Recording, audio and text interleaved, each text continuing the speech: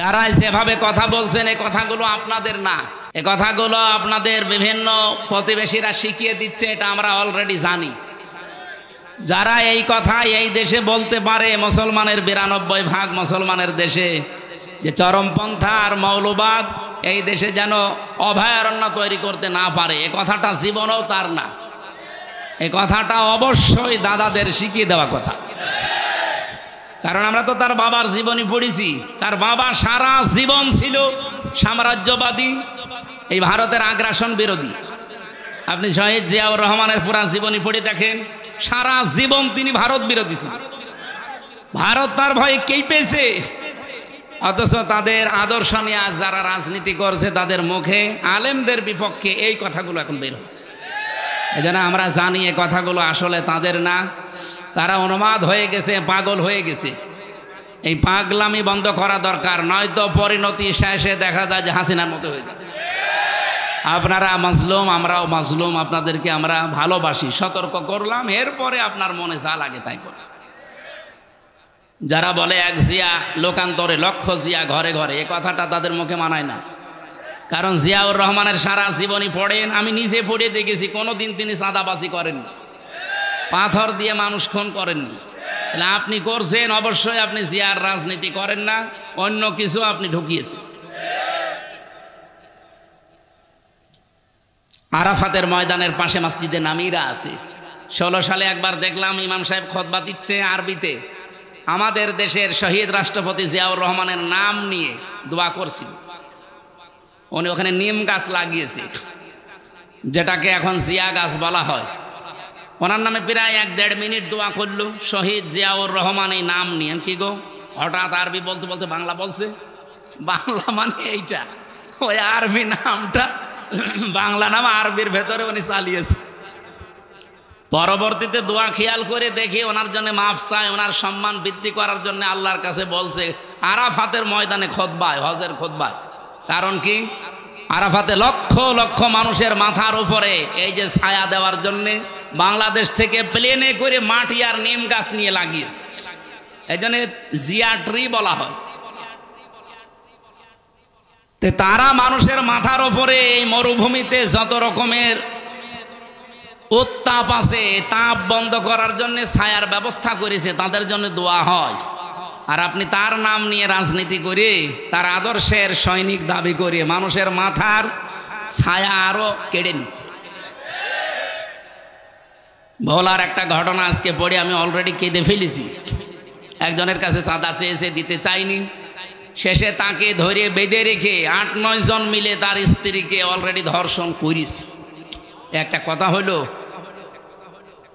এখন তো বিভিন্ন মানুষ যে ভ্যান আলা, আজকে রিক্সা, আমি সকালে একটা অনুষ্ঠানে ছিলাম, এক রিক্সা চালক বলছে যে আগেই ছাতা ভালো ছিল। আমার একটা গল্প মনে পড়ছে,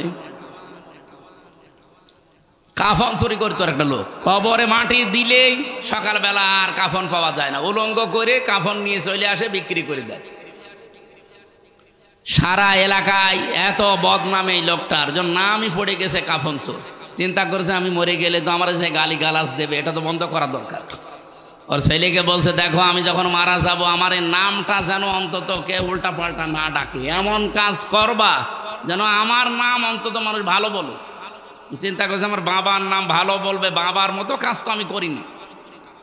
ওর বাবা তো কাফন চুরি করতো, লাশ ফেলে রাখতো, আর ও এখন শুধু কাফন চুরি করে না, কাফন চুরি করে আর লাশ গাছের সাথে টাঙিয়ে ভেতরে বাঁশ দেয়। এই দৃশ্য দেখে এলাকার মানুষ বলছে যে কি, এদের বাবাই ভালো ছিল, অন্তত বাবা শুধু কাফন চুরি করে নিয়ে আসতো, লাশ তো কবরে থাকতো। আর এ কি আরম্ভ করেছে, শুধু কাফন চুরি করে না, লাশ ঝুলিয়ে রাখে গাছের সাথে, আবার পেছনে বাঁশ দিয়ে রাখে। এর বাবাই ভালো ছিল। আমার তো মনে হচ্ছে 15.5 বছর যে জুলুম অত্যাচার নির্যাতন হয়েছে, 1 বছরে অনেকে তা ছাড়িয়ে চলে গেছে। এই জন্য ভ্যান চালক এখন বলছে যে ছাতা আগেই ভালো ছিল। এ কথা যেন আর সামনে না বলতে পারে, এ বিষয়ে সতর্ক হওয়া দরকার না? এই 15.5 বছরে মসজিদের মেহরাব থেকে যখন কথা বলতাম জুলুমের বিরুদ্ধে, কিছু মানুষ বলতো একেবারে সাহসী হুজুর। এমনকি বিভিন্ন প্রশাসনের মানুষদের কাছ থেকেও প্রশংসা আসতো যে বিশাল সাহস, আর কোনো ভয় নেই। অথচ সেই মেহরাবি আছে, সেই হুজুরি আছে, শুধু সময় পাল্টিয়েছে। সেই কথাগুলো এখন জুলুমের বিরুদ্ধে, মানুষের অধিকারের পক্ষে, ন্যায়ের পক্ষে কথা বলতে গেলে কিছু মানুষ এখন দেখছি বলছে যে মসজিদ কি রাজনীতি করার জায়গা? তা আপনি 15 বছর বললেন না কেন? মসজিদে মেহরাব নামে যে জায়গাটা আছে যেখানে ইমাম সাহেব দাঁড়িয়ে খুতবা দেয়, মেহরাব মানে কি? অস্ত্রাগার, মানে অস্ত্র রাখার জায়গা। এই যে প্রশাসনে যারা আছে, পুলিশ লাইনে যে দেখেন অস্ত্রে রাখার একটা জায়গা আছে, ওটার অস্ত্রাগার বলা হয়। নবীজির মসজিদের ভেতরে এই জায়গাটা ছিল। আমি এবার 7 মিনিট সময় পেয়েছিলাম ওই জায়গায় নামাজ পড়ার জন্য, যেখানে মুয়াজ্জিন উপরে উঠে আজান দেয়, নিচে ওই জায়গাটা মনে হচ্ছে এখনো অস্ত্র রাখার জায়গায়।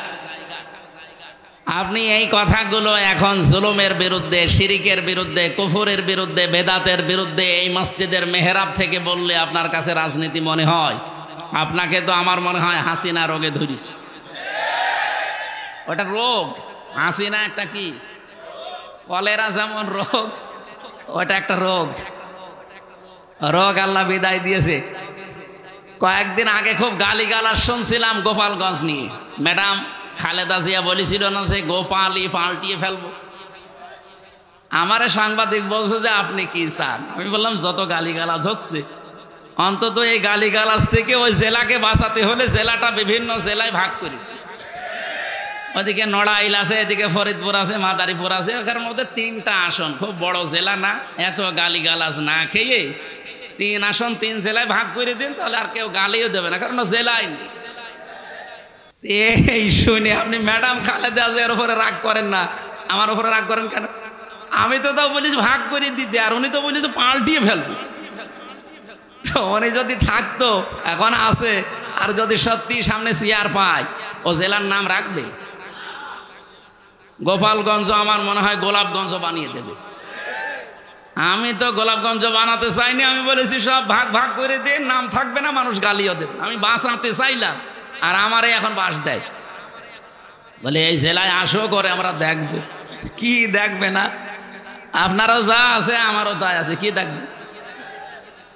সম্মানিত ভাইরা, আমরা যে কথা তুলেছিলাম সরায়ে বালাদ, এ মাক্কি সূরা, এটা মদিনায় যতদিন পর্যন্ত নবীজি ইসলাম কায়েম করতে না পেরেছেন, ইয়া আইয়ুহাল্লাযীনা আমানু শুনতে পারেননি। বাংলাদেশে 54 বছরে আমরা যারা আছি মনে করছি শুধু 2 বেলা জিকির করে মসজিদে একটু সময় ব্যয় করে আমি জান্নাতে চলে যাব, না, জীবনেও পারবেন না। এই আয়াতগুলো তাহলে মিথ্যা হয়ে যাবে। যারা আলেম আছে তাদেরকে আরো অ্যাক্টিভ হওয়ার জন্য বলছি। সূরা বালাদের 11 নম্বর আয়াতে আল্লাহ পাক বলেন, ফালাকতাহামাল আকাবাতা ওয়া মা আদরাকা মাল আকাবা। হে নবী, এই মানুষগুলো কিন্তু গিরিপথ পাড়ি দিতে রাজি না। এই আয়াতের আগে দেখবেন 10 নম্বর আয়াতে আল্লাহর ঘোষণা ছিল, ওয়া হাদাইনাহুন নাজদাইন, আমি ভালো আর মন্দ 2টা রাস্তা তাদেরকে বলে দিয়েছি। তার একটা রাস্তা গিরিপথ বললেন কেন? আকাবা মানে কঠিন পথ, গিরিপথ। যমুনা সেতুর এদিক থেকে ওদিকে পার হওয়ার জন্য একটা বিরাট ব্রিজ পার হওয়া লাগে, 5.5 কিলো 6 কিলোমিটার। আপনাকে যদি সত্যি দুনিয়ার এই জীবন থেকে জান্নাতের ওই জায়গায় যেতে হয়, মাস্ট বি একটা গিরিপথ পাড়ি দেওয়া লাগবে। বিশাল একটা সাঁকো ব্রিজ, সেতু যাই বলেন, এটা পার হওয়া লাগবে, নয়তো আপনি আল্লাহর বানানো যে বাগান জান্নাত যেতে পারবেন না। এ পর্যন্ত বলে আল্লাহ শেষ করে দেননি। রব্বুল আলামিন বলেন, হে নবী, আপনি কি জানেন এই গিরিপথ কি? ওমা আদরাকা মাল আকাবা, এই যে গিরিপথ, কঠিন পথ, এটা কি জানেন আপনি? আপনি কোনোদিন শুনেছেন এই আকাবার কোনো সম্পর্কে কিছু? এই আকাবা পার না হলে আপনি জান্নাতে যেতে পারবেন না। কত মানুষ দেখি বিভিন্ন সময় এসে বলে, হুজুর এমন ওয়াজ করবেন যেন এক ওয়াজ শুনি আমি জান্নাত চলে যেতে পারি। বলে হ্যাঁ, একটা ওয়াজ আছে।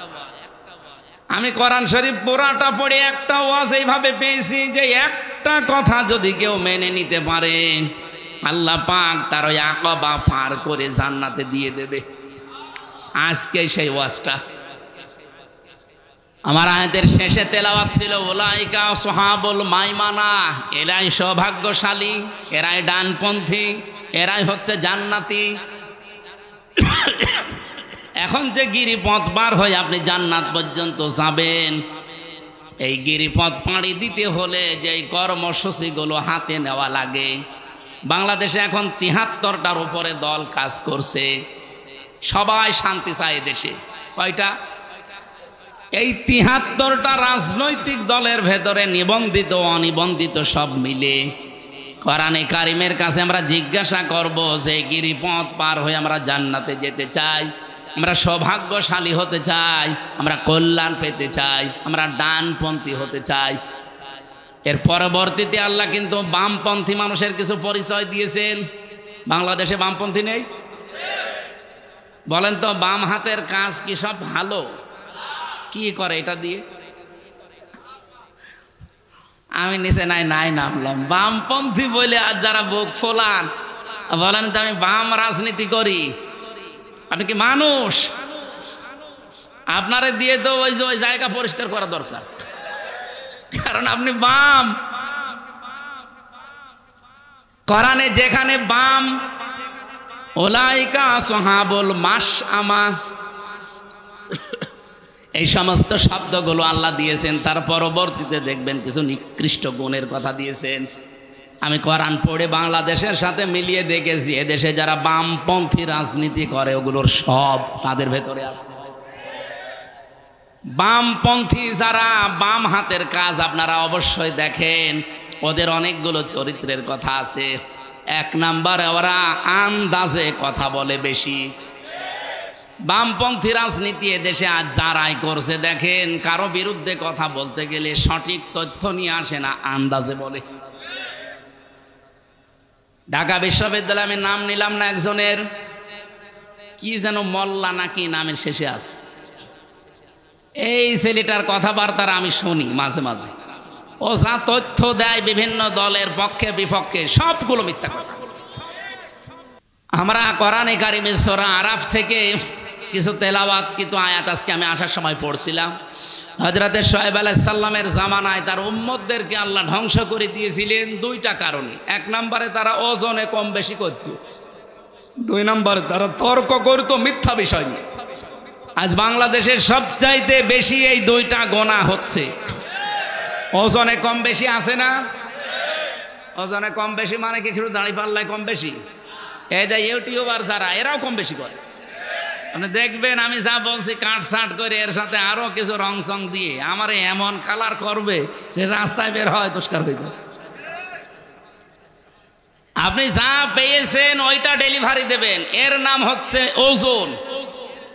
আজ প্রাইমারি থেকে বিশ্ববিদ্যালয় পর্যন্ত, হাফেজি মাদ্রাসা থেকে দাওরা পর্যন্ত যারা শিক্ষক আছে, ওনারা শিক্ষকতা করার আগে যে জ্ঞানগুলো নিয়েছে, এই জ্ঞানগুলো যারা আহরণ করে অর্জন করে, এই জ্ঞানগুলোই যদি ক্লাসে ওইভাবে সঠিকভাবে দিতে পারে, তাহলে আর প্রাইভেট পড়া কোচিং করা লাগে?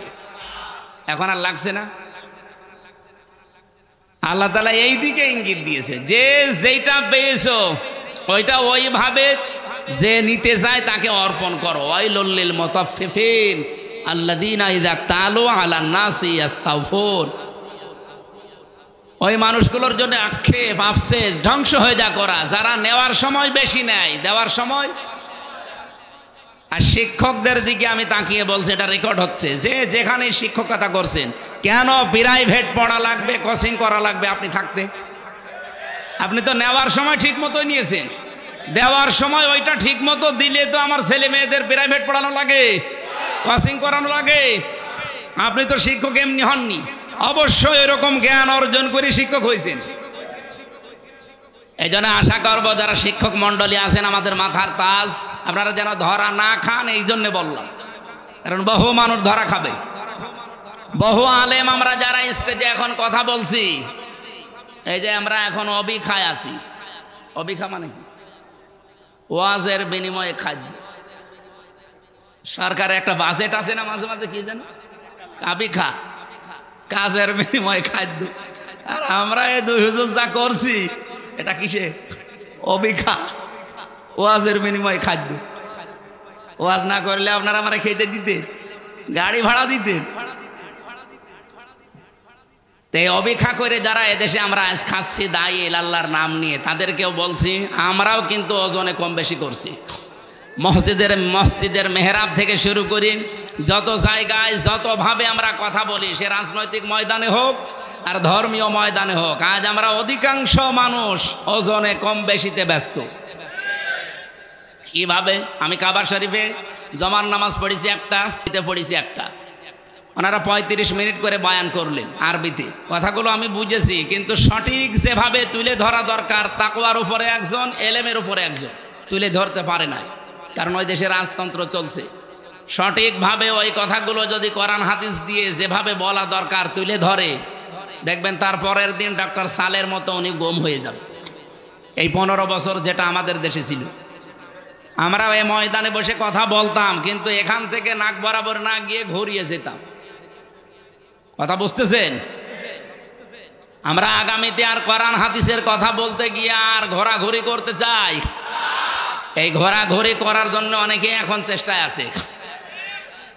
যারা যেভাবে কথা বলছেন, এই কথাগুলো আপনাদের না, এই কথাগুলো আপনাদের বিভিন্ন প্রতিবেশীরা শিখিয়ে দিচ্ছে, এটা আমরা অলরেডি জানি। যারা এই কথা এই দেশে বলতে পারে, মুসলমানের 92% মুসলমানের দেশে, যে চরমপন্থা আর মৌলবাদ এই দেশে যেন অভয়ারণ্য তৈরি করতে না পারে, এ কথাটা জীবনেও তার না। এই কথাটা অবশ্যই দাদাদের শিখিয়ে দেওয়া কথা, কারণ আমরা তো তার বাবার জীবনী পড়েছি। তার বাবা সারা জীবন ছিল সাম্রাজ্যবাদী, এই ভারতের আগ্রাসন বিরোধী। আপনি শহীদ জিয়াউর রহমানের পুরা জীবনী পড়ে দেখেন, সারা জীবন তিনি ভারত বিরোধী ছিলেন। ভারত তার ভয়ে কেঁপেছে, অথচ তাদের আদর্শ নিয়ে আজ যারা রাজনীতি করছে, তাদের মুখে আলেমদের বিপক্ষে এই কথাগুলো এখন বের হচ্ছে। এই জন্য আমরা জানি এই কথাগুলো আসলে তাদের না, তারা উন্মাদ হয়ে গেছে, পাগল হয়ে গেছে। এই পাগলামি বন্ধ করা দরকার, নয়তো পরিণতি শেষে দেখা যায় যে হাসিনার মতো হয়ে গেছে। আপনারা মাজলুম, আমরাও মাজলুম, আপনাদেরকে আমরা ভালোবাসি, সতর্ক করলাম, এরপরে আপনার মনে যা লাগে তাই করুন। যারা বলে এক জিয়া লোকান্তরে লক্ষ জিয়া ঘরে ঘরে, এ কথাটা তাদের মুখে মানায় না। কারণ জিয়াউর রহমানের সারা জীবনী পড়েন, আমি নিজে পড়ে দেখেছি, কোনোদিন তিনি চাঁদাবাজি করেননি, পাথর দিয়ে মানুষ খুন করেননি। তাহলে আপনি করছেন, অবশ্যই আপনি জিয়ার রাজনীতি করেন না, অন্য কিছু আপনি ঢুকিয়েছেন। আরাফাতের ময়দানের পাশে মসজিদে নামিরা আছে। 16 সালে একবার দেখলাম ইমাম সাহেব খুতবা দিচ্ছে আরবিতে, আমাদের দেশের শহীদ রাষ্ট্রপতি জিয়াউর রহমানের নাম নিয়ে দোয়া করছিল। উনি ওখানে নিম গাছ লাগিয়েছে, যেটাকে এখন জিয়া গাছ বলা হয়। ওনার নামে প্রায় 1-1.5 মিনিট দোয়া করলো, শহীদ জিয়াউর রহমান এই নাম নিয়ে। কি গো, হঠাৎ আরবি বলতে বলতে বাংলা বলছে? বাংলা মানে এইটা, ওই আরবি নামটা বাংলা নাম আরবির ভেতরে উনি চালিয়েছে। পরবর্তীতে দোয়া খেয়াল করে দেখি ওনার জন্য মাফ চায়, ওনার সম্মান বৃদ্ধি করার জন্য আল্লাহর কাছে বলছে আরাফাতের ময়দানে খুতবায়, হজের খুতবায়। কারণ কি? আরাফাতে লক্ষ লক্ষ মানুষের মাথার উপরে এই যে ছায়া দেওয়ার জন্য বাংলাদেশ থেকে প্লেনে করে মাটি আর নিম গাছ নিয়ে লাগিয়েছে, এই জন্য জিয়া ট্রি বলা হয়। তারা মানুষের মাথার উপরে এই মরুভূমিতে যত রকমের উত্তাপ আছে, তাপ বন্ধ করার জন্য ছায়ার ব্যবস্থা করেছে, তাদের জন্য দোয়া হয়। আর আপনি তার নাম নিয়ে রাজনীতি করে, তার আদর্শের সৈনিক দাবি করে মানুষের মাথার ছায়া আরো কেড়ে নিচ্ছে। ভোলার একটা ঘটনা আজকে পড়ে আমি অলরেডি কেঁদে ফেলেছি। একজনের কাছে চাঁদা চেয়েছে, দিতে চাইনি, শেষে তাকে ধরে বেঁধে রেখে 8-9 জন মিলে তার স্ত্রীকে অলরেডি ধর্ষণ করেছে। একটা কথা হলো, এখন তো বিভিন্ন মানুষ ভ্যান আলা, আজকে রিক্সা, আমি সকালে একটা অনুষ্ঠানে ছিলাম, এক রিক্সা চালক বলছে যে আগেই ছাতা ভালো ছিল। আমার একটা গল্প মনে পড়ছে, কাফন চুরি করতো একটা লোক, কবরে মাটি দিলেই সকালবেলা আর কাফন পাওয়া যায় না, উলঙ্গ করে কাফন নিয়ে চলে আসে, বিক্রি করে দেয়। সারা এলাকায় এত বদনাম এই লোকটার জন্য নামই পড়ে গেছে কাফন চোর। চিন্তা করছে আমি মরে গেলে তো আমার যে গালি গালাজ দেবে, এটা তো বন্ধ করা দরকার। ওর ছেলেকে বলছে, দেখো আমি যখন মারা যাব আমার এই নামটা যেন অন্তত কে উল্টা পাল্টা না ডাকে, এমন কাজ করবা যেন আমার নাম অন্তত মানুষ ভালো বলে। চিন্তা করছে আমার বাবার নাম ভালো বলবে, বাবার মতো কাজ তো আমি করিনি। ওর বাবা তো কাফন চুরি করতো, লাশ ফেলে রাখতো, আর ও এখন শুধু কাফন চুরি করে না, কাফন চুরি করে আর লাশ গাছের সাথে টাঙিয়ে ভেতরে বাঁশ দেয়। এই দৃশ্য দেখে এলাকার মানুষ বলছে যে কি এদের বাবাই ভালো ছিল, অন্তত বাবা শুধু কাফন চুরি করে নিয়ে আসতো, লাশ তো কবরে থাকতো। আর এ কি আরম্ভ করেছে, শুধু কাফন চুরি করে না, লাশ ঝুলিয়ে রাখে গাছের সাথে, আবার পেছনে বাঁশ দিয়ে রাখে। এর বাবাই ভালো ছিল। আমার তো মনে হচ্ছে 15.5 বছর যে জুলুম অত্যাচার নির্যাতন হয়েছে, এক বছরে অনেকে তা ছাড়িয়ে চলে গেছে। এই জন্য ভ্যান চালক এখন বলছে যে ছাতা আগেই ভালো ছিল। এ কথা যেন আর সামনে না বলতে পারে, এ বিষয়ে সতর্ক হওয়া দরকার না? বৃষ্টি খুব জোরে চলে আসলো নাকি?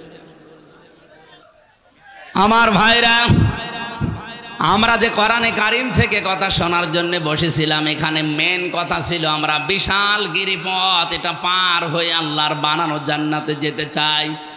এর 1 নম্বরে কর্মসূচি আল্লাহ দিয়েছেন ফাক্কু রাকাবা, দাস মুক্তি করার জন্য আপনাকে কাজ করা লাগবে।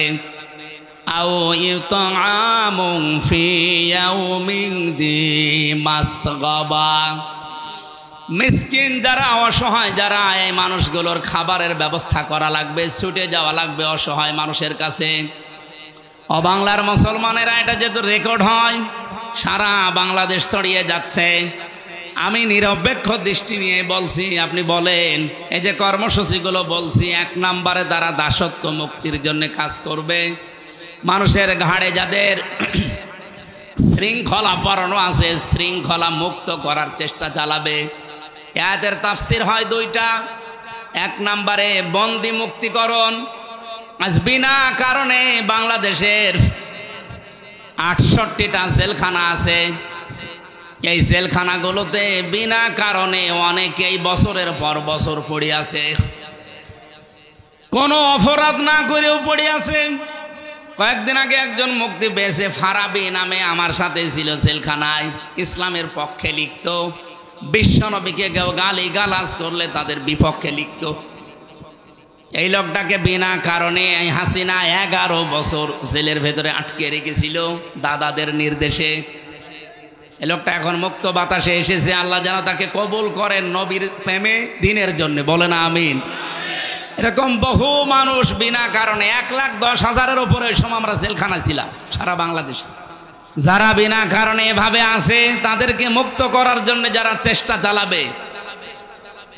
2 নম্বরে মানুষের তৈরি করা আইন যারা দুনিয়ায় কায়েম করতে চায়, মানুষকে মানুষের দাস বানাতে চায়, সেখান থেকে মুক্ত করে যারা আল্লাহর গোলাম, আল্লাহর দাসে পরিণত করার জন্য চেষ্টা চালায়, এই কর্মসূচি যাদের হাতে আছে তারা সফল। বাংলাদেশে শুধু আমার দৃষ্টিতে দেখেছি যারা ইসলাম নিয়ে রাজনীতি করে তারাই শুধু এইটা চাচ্ছে যে আমরা মানুষকে আল্লাহর গোলাম বানাতে চাই। যারা মানুষকে মানুষের গোলাম বানাতে চায়, মানুষের দাস বানাতে চায়, তারা জীবনও সফল হতে পারবেন না। চর্মচকে হবে, হয়তো মনে হবে যে আমি সফল হচ্ছে। কোরআন বলছে না, যারা মানুষকে মানুষের দাসত্ব থেকে মুক্ত করতে চায়, চেষ্টা করে, তারা সফল হবে। এই হিসাবে তালিকা করলে আমি এখন দেখতে পাচ্ছি, আমি একেবারে সরাসরি বলছি, বাংলাদেশ জামাত ইসলামী এইটা চাই। হাদিস পড়ছিলাম আজকে আসার সময়, হযরত ইবনে ওমর থেকে বর্ণিত, ফাত্তাবিউস সিয়াদাল আযম ইলা আখিরিল হাদিস, রাহু তিরমিজি। ইবনে ওমর রাদিয়াল্লাহু তাআলা আনহু বলেন, যাদের দ্বারা তাড়াতাড়ি ইসলাম প্রতিষ্ঠা করা তোমার এলাকায় সম্ভব হয়, তুমি খুব দ্রুত তাদেরকে সমর্থন জানাও, ইত্তেবা করো, অনুসরণ করো। বাংলাদেশের 73টা দলের ভেতরে আপনি বলেন তো, এই মুহূর্তে দেশ ছেড়ে দিলে ইউনিয়ন থেকে সংসদ পর্যন্ত, আন্তর্জাতিক মহল পর্যন্ত চালাতে পারে এই দেশে যত দল আছে, আমার দৃষ্টিতে আমি দেখেছি জামাত ইসলামী। আপনার কাছে যাই মনে হোক এটা আমি পেয়েছি, ইউনিয়ন থেকে আন্তর্জাতিক মহল পর্যন্ত প্রত্যেকটা জায়গা। হ্যাঁ, অন্য অন্য দলও পারবে, কিন্তু এরা আমি নিজে মিশে দেখলাম যে পারছে এবং পারার কথা। যদিও এখনো পর্যন্ত এদের সব কিছু হাতের আয়ত্তে এখনো দেওয়া হয়নি, এখনো দিগন্ত টিভি খুলে দেওয়া হয়নি, এখনো ইসলামিক টিভি খুলে দেওয়া হয়নি। এই কথা বলেন না কেন? অথচ আমরা দেখলাম 1 বছর 1 মাসের ভেতরে সময় টিভি ঠিক চলছে, শুধু হাত বদল হয়েছে। 71 টিভি ঠিক চলছে কিন্তু হাত বদল হয়েছে। ডিবিসি ঠিক চলছে, হাত বদল হয়েছে। আর টিভি ঠিক চলছে, হাত বদল হয়েছে। এগুলো যদি সব হাত বদল হয়ে চলতে পারে, দিগন্ত টেলিভিশন, ইসলামিক টেলিভিশন কি হয়েছে? এগুলো চলতে পারে না। মিডিয়া এত শক্তিশালী আপনি জানেন। একটা মিথ্যা কথা 10 বার বললে অনেকে সত্য মনে করে, আর ওরা ওই সমস্ত টিভি চ্যানেল দিয়ে একটা মিথ্যা কথাকে 100 বার প্রচার করে, এ দেশের মানুষ মনে করে না এটাই সত্যি। আমরা জোর দাবি জানাচ্ছি, যারা দায়িত্বে আছেন, আমরা দিগন্ত এবং ইসলামিক টিভি খুব তাড়াতাড়ি সম্প্রসারণ চাই। এটা চান না?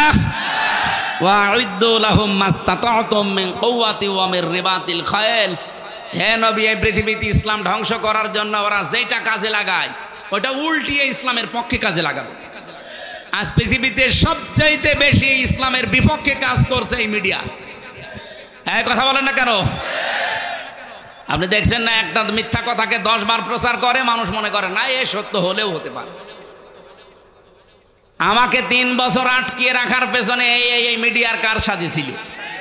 ওরা উল্টা পাল্টা করে কাটসাট করে 1.5 ঘন্টা 2 ঘন্টার আলোচনা 2-3 মিনিট 1.5 মিনিট ছেড়ে দেয়।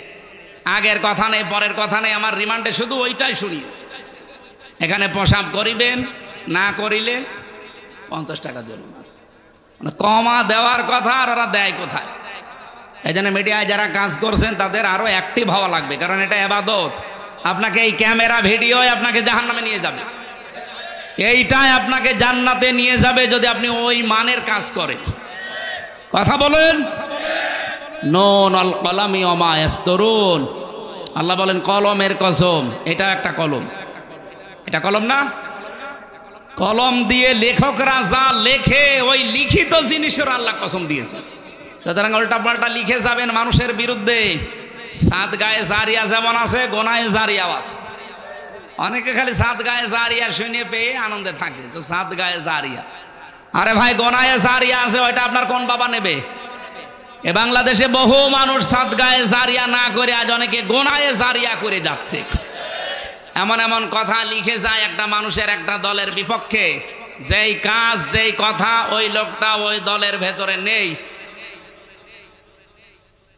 আন্দাজে আপনি এগুলো ছড়িয়ে যদি কালার করার চেষ্টা করেন, আপনি হয়তো মরে যাবেন আর 50 বছর পর, কিন্তু আপনার এই মিথ্যা লিখিত বই, মিথ্যা লিখিত পত্রিকা কি মরে যাবে?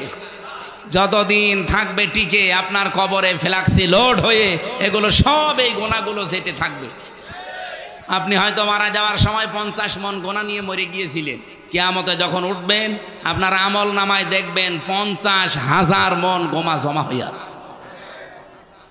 এরকম পাগল দেশে নেই? ওই যে ফজু পাগল একটা আছে, আন্দাজে। আমার মনে হয় ওরে বাইরে রাখলে দেশের ক্ষতি হবে, ওরে আমার পাবনায় পাঠানো দরকার। যারা আছেন কিশোরগঞ্জে ধৈর্য বেঁধে ওরে পাবনায় পাঠান, আমরা দরকার হয় কুকুর মারা ইঞ্জেকশন দিয়ে দিই, পড়ে থাক। তাছাড়া যত কথা বলে, আমার 100 কটা কথা বললে 98টা মিথ্যা কথা, আর সব আলেমদের বিরুদ্ধে। ওর কি জন্মই হয়েছে আলেমদের বিরোধিতা করার জন্য নাকি? এই জন্য আমাদের উচিত মানুষকে, যারা মানুষের দাসত্ব থেকে মুক্ত করে আল্লাহর দাস বানাতে চায়, আপনি সেই দলে যোগ দেন যাদের দ্বারা তাড়াতাড়ি ইসলাম কায়েম করার সম্ভাবনা বেশি। সেই দলে আসেন, আপনি সফল হতে পারবেন। এই আয়াত আর এই হাদিস আমি এখন বানালাম। বলেন বলেন।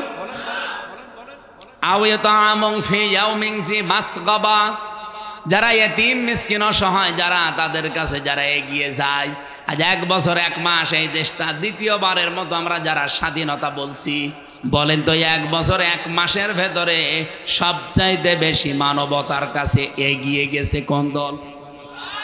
আপনি আন্দাজে না বলে নিরপেক্ষ দৃষ্টি দিয়ে বলেন।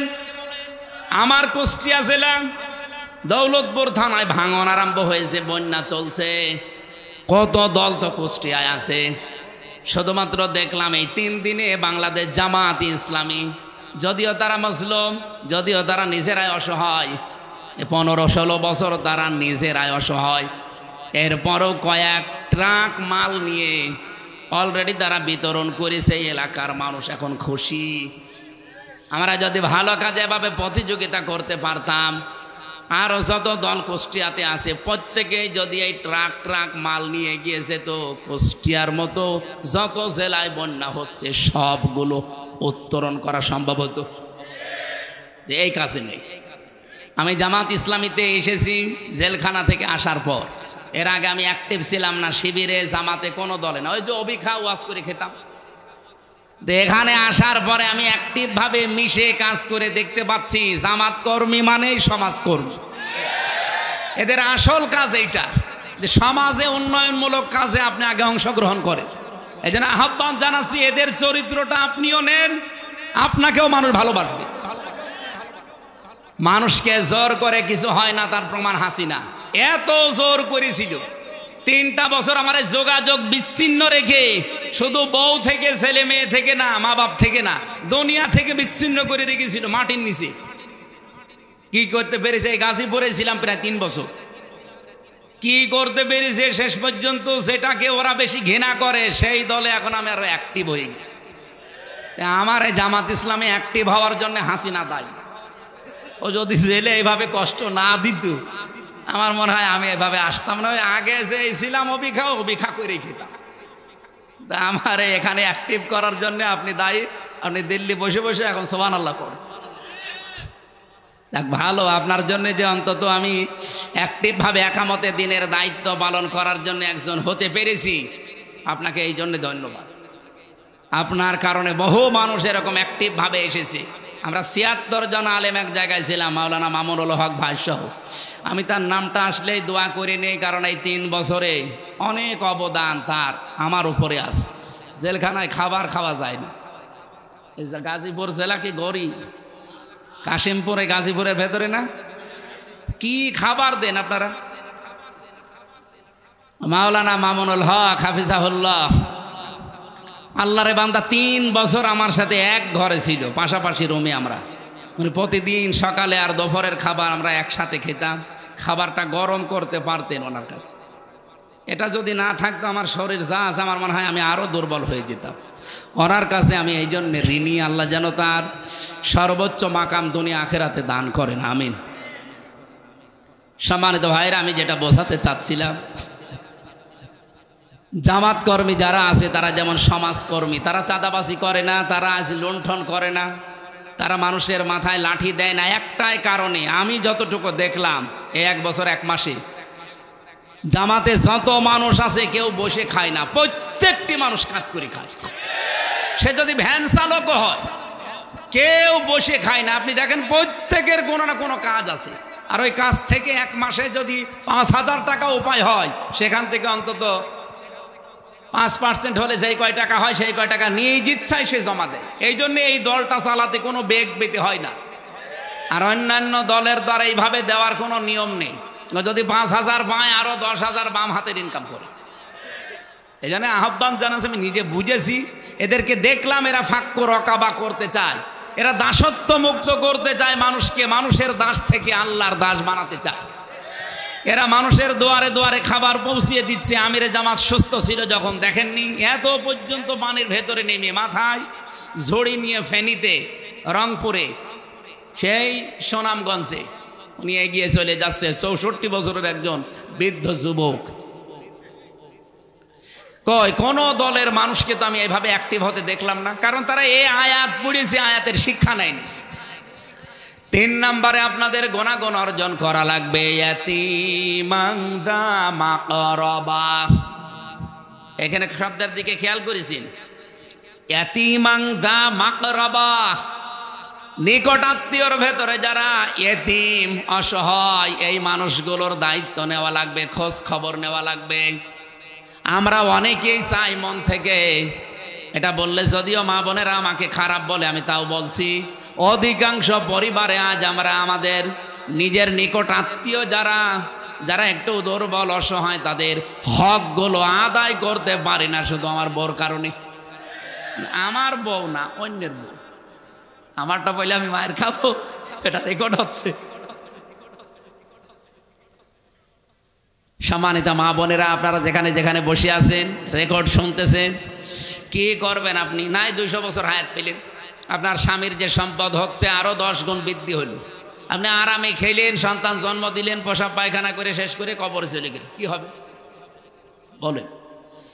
খাদিজাতুল কুবরা রাদিয়াল্লাহু তাআলা আনহা, উনি নবীজি নবুয়ত পেয়ে যখন আসলেন, যে 5টা সার্টিফিকেট দিয়েছিলেন, আপনি দিতে পারেন না। আপনি দিতে পারেন না কারণ আপনার কারণেই যে স্বামীগুলো আমরা আছি এই কাজগুলো করতে পারি না। খাদিজাতুল কুবরা ওই সময় বলেছিলেন, আবুল কাসেম, কাল্লা ওয়াল্লাহি লা ইয়াখজিকাল্লাহু আবাদান ইন্নাকা লা তাসিলুর রহিমা। হে আবুল কাসেম, কখনোই কোন জিন ভূত পরি আপনাকে ভয় দেখাতে পারে না, কারণ আপনি নিকট আত্মীয় যারা, রক্তের সম্পর্ক যারা, তাদের সাথে সম্পর্ক ঠিক রাখেন। তাহলে মানুষের ভেতরে ভয় দূর করার জন্য, আজ অনেকে জিনের ভয়, ভূতের ভয় পায়, এ ভয় দূর করার জন্য মাস্ট বি নিকট আত্মীয় স্বজনের খোঁজ খবর রাখা লাগবে। হাদিস হচ্ছে, নবীজি বলেন, কোন স্ত্রী যদি চায় যে আমার স্বামী আরো বেশি দিন বেঁচে থাক, আমার স্বামীর হায়াত, সম্পদ, ইজ্জত, দুনিয়ার মর্যাদা আরো বেড়ে যাক, ওই স্ত্রীর উচিত তার স্বামীকে যেন মাঝে মাঝেই বলে, স্বামী যা করো অন্তত নিকট আত্মীয় স্বজন, রক্তের সম্পর্ক সাথে সাথে আছে, এগুলো আরো দৃঢ় করো। আপনি নিজের মন থেকে বলেন তো, এরকম স্ত্রী এখন কম না বেশি? কম। অধিকাংশ স্ত্রী চাই না আমি আমার ভাইয়ের হকগুলো আদায় করি, আমার বোনের হকগুলো আদায় করি, আমার ফুফু, আমার চাচা, এগুলোর হক আমি আদায় করি, পুঙ্খানুপুঙ্খানুরা চাই না। আপনার সাহায্য না পেলে এগুলো আমি 100 ভাগ পারবো না। শেষে দেখা যাচ্ছে আস্তে আস্তে আমি মানসিক রোগী হয়ে যাব। আজ বহু মানুষকে দেখি তার স্ত্রীকে বাদ দিয়ে দেয় শুধু এই একটা মাত্র কারণে। স্ত্রী নিজের দিকে খুব ভালোই টানে, নিজের মা বাবা, নিজের ভাই, নিজের বোন, ওইগুলো আসলে স্বামীকে দিয়ে পাগল হয়ে যায়। আর স্বামীর পক্ষ থেকে কেউ আসলে ওর মনই পাওয়া যায় না। এরকম বউ আছে কার? হাত তোলেন তো, বলেন। যাদের এরকম আছে তারা সাবধান। সম্মানিতা মা বোনেরা, নামাজ পড়ে রোজা রেখে আর কালো বোরকা পরে আপনি কি করবেন? আপনি তো রক্তের সম্পর্কগুলো আরো দৃঢ় করার জন্য ছাড় দিয়ে হলেও চেষ্টা করবেন। সফল আমাকে দেখতে চান, এইভাবে আমাকে সফলতায় পৌঁছিয়ে দেন। আও মিসকিনান দা মাতরবা, তুরব থেকে এসেছে। তুরব মানে ধোলা মলিন, ধোলা বালি। যারা ধোলা মলিন পথে ঘাটে, স্টেশনে, বাস স্ট্যান্ডে, রাস্তাঘাটে যারা ধোলা মলিন অবস্থায় থাকে, এই মানুষগুলোর যারা ছিন্ন বিচ্ছিন্ন, যারা ছিন্নমূল বলা হয়, এদের কাছে যারা এগিয়ে যায়, এদের মাথায় অন্তত একটু হাত বুলিয়ে দেয়, শান্তির পরশ পেয়ে এই মানুষগুলো একটা তৃপ্তির হাসি দেয়। নবীজি জানিয়েছেন, একটা এতিমের মুখের এই তৃপ্তির হাসি আল্লাহর আরশ পর্যন্ত তোমার উপরে খুশি হয়ে যায়। আপনি 20 তলা বিল্ডিং বানিয়েছেন, সেই রকম বিউটিফাই করে জাঁকজমক বর্ণ একেবারে একত পাথর দিয়ে, বিভিন্ন মার্বেল পাথর নিয়ে এসে কাবায় যে পাথর সাজানো আছে ওই পাথর দিয়ে আপনি বানিয়েছেন।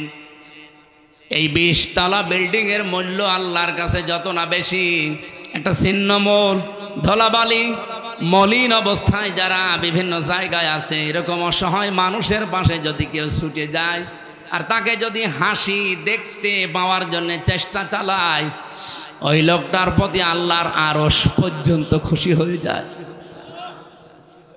বলেন তো, এই কর্মসূচিটা বাংলাদেশে 73টা দল আজ কাজ করছে। আমি তো নিজে দেখতে পাচ্ছি কারা নিয়েছে। যারা নিয়েছে কান খাড়া করে শোনেন, কোরআন হাতে নিয়ে বলছি আপনারা সফল হবেন। আল্লাহর কসম আপনারা সফল হবেন যারা মানুষকে ধোলামলি নেই অসহায় ছিন্নমূল মানুষের কাছে আজ এগিয়ে যাচ্ছে।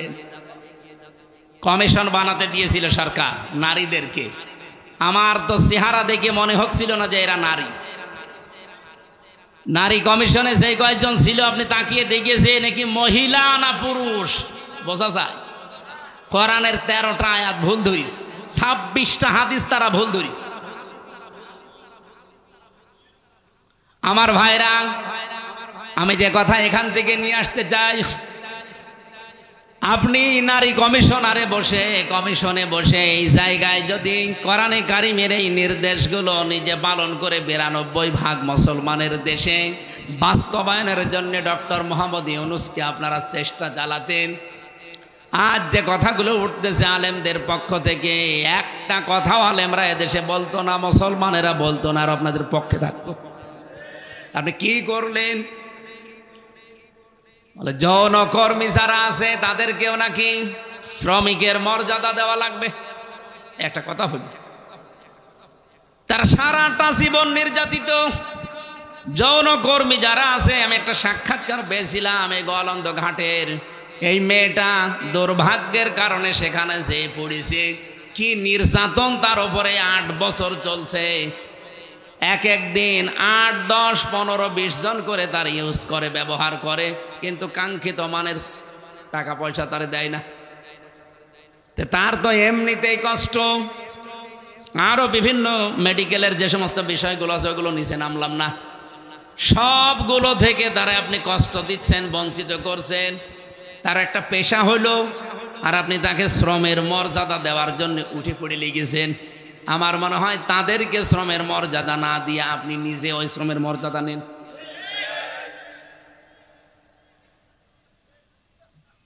আমি আর বাকিটা বললাম না, যতগুলো পয়েন্ট আমি 318 পৃষ্ঠা পুরাটা পড়েছিলাম, প্রত্যেকটা লাইনে মনে হচ্ছে সব ইসলামের বিরুদ্ধে। এই জন্য ধোলা মলিন যারা, যে সমস্ত অসহায় ছিন্নমূল মানুষ, আমাদের কাজ হবে এখন থেকে যে যেই জায়গায় আছি এখান থেকে এদের কাছে এগিয়ে যাওয়া। সুম্মা কানা মিনাল্লাযীনা আমানু ওয়া তাওয়াসাউ বিস-সাবরি ওয়া তাওয়াসাউ বিল মারহামা। এরপরে যারা ঈমান আনতে পারে, ঈমানের যে 4টা শর্ত আছে এগুলো মেনে যারা ঈমান আনে, আর যারা সবর ধৈর্য এগুলো নিজেরা ধরে এবং উপদেশ দেয়। বাংলাদেশে এখন যে অবস্থা চলছে, আপনারা খোঁজ খবর রাখেন কিনা আমি জানি না, আমার এই ছোট্ট মাথার ভেতরে যতগুলো তথ্য আসতেছে, খুব গভীর ষড়যন্ত্রে আমরা এখন কিন্তু আছি, বিশেষ করে আমাদের এই দাদাদের দ্বারা। ওরা চাচ্ছে যে কোনো কায়দা এখানে একটা হট্টগোল বাঁধিয়ে আন্তর্জাতিক মহলের কাছে দেখাতে চায় যে দেশটা জঙ্গি রাষ্ট্র, এই দেশে টুপিওয়ালাদের কাজ কারবার বেড়ে যাচ্ছে। আমরা এই জন্য খুব সতর্কতার সাথে পা ফেলতে চাই। কেউ যদি পায়ে পা দিয়ে ঝগড়া করতে চায়, দরকার এখন অতাওয়াসাউ বিস-সাবরি, সবর ধৈর্যের সর্ব উৎকৃষ্ট প্রমাণ এখন দিতে হবে। অতাওয়াসাউ বিল মারহামা, একে অপরকে রহম, এই যে রহম ছাড়া এখন আর উপায় নেই। আল্লাহ রাব্বুল আলামিন যে গুণাগুণগুলো কোরআনে সূরা বালাদের 11 থেকে 16 নম্বর আয়াতে দিলেন, এগুলো যারা পালন করতে পারে রাব্বুল আলামিন জানিয়েছেন উলাইকা আসহাবুল মাইমানা, এরাই হচ্ছে সৌভাগ্যশালী ডানপন্থী, এরা জান্নাতি। বলেন আমিন। হাদিস পড়েছিলাম খায়রুন নাস মাইয়ানফাউন নাস, উত্তম মানুষ ওইটা যারা দ্বারা মানুষের উপকার হচ্ছে এবং হবে। নবীজি ইয়ানফাউ দিয়েছেন, এটা মজারে, বর্তমান ভবিষ্যৎ, প্রেজেন্ট ফিউচার। আল্লাহর নবী কিন্তু খায়রুন নাস মাইয়ানফাউল মুসলিমিন দেননি, যে মুসলমানের যারা উপকার করছে করবে তারা উত্তম মানুষ আল্লাহর কাছে না। নাস আছে, হিন্দু বৌদ্ধ খ্রিস্টান মুসলমান যেই হোক, মানুষ যারা তাদের উপকার করবেন, তাদেরকে নিরাপত্তায় থাকার ব্যবস্থা করবেন, আপনি আল্লাহর কাছে উত্তম মানুষ। কালকে রাত 11টার দিকে আমার ঘরে একজন হিন্দু এসেছি, আমি মনে করলাম যে মুসলমান হওয়ার জন্য এসেছি, না, এসে আমার একটা ভিডিও দেখাচ্ছে। কি ভাই নাম জিজ্ঞাসা করলাম, বলছে বিনোদ কুমার আগরওয়ালা, অনেক ধনী মানুষ কুষ্টিয়াতে। কি কি জন্য এসেছে নাম শুনে আমি এবার বুঝলাম যে ও আমার ধর্মের না অন্য ধর্মের। আমার বলছে হুজুর আমি মুসলমান হওয়ার জন্য আসিনি, আমি একটা ভিডিও দেখাতে চাই। সেদিন এই যে হিন্দু বৌদ্ধ খ্রিস্টান এদের সাথে একটা আলোচনা ছিল, সেখানে বলেছিলাম যে ইসলাম যদি দেশে আসে তাহলে আমরা যেভাবে নিরাপত্তায় আছি, নিরাপদে আছি, ওনারা অনেকগুলো কথা আমাকে শোনালো যে আমরা এই এই এই এই ঝামেলায় আছে এই 15 বছরে সংখ্যালঘু হওয়ার কারণে। অভয় দিয়েছিলাম যদি ইসলাম দেশে আসে একবার শুধু, আমরা যেভাবে নিরাপত্তায় আছি আমাদের চাইতে কমপক্ষে 10 গুণ বেশি নিরাপত্তায় থাকবে। আমির জামাত ঘোষণা দেয়নি দেশে মসজিদ যদি পাহারা দেওয়া না লাগে মন্দিরও পাহারা দেওয়া লাগবে না? বলেন বলেন।